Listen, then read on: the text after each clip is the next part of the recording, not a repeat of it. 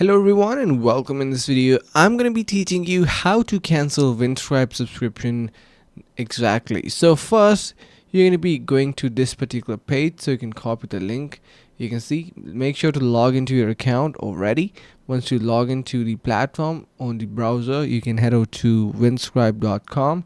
Then you can see in the account status, you can basically, first you have to find account status line, and then you have this option of account status, and below the pro option you can see we have this cancel subscription option that we need to press. And once we do, you'll be able to cancel the subscription. So if you do not see this option of auto billing, then you will not be basically charged again.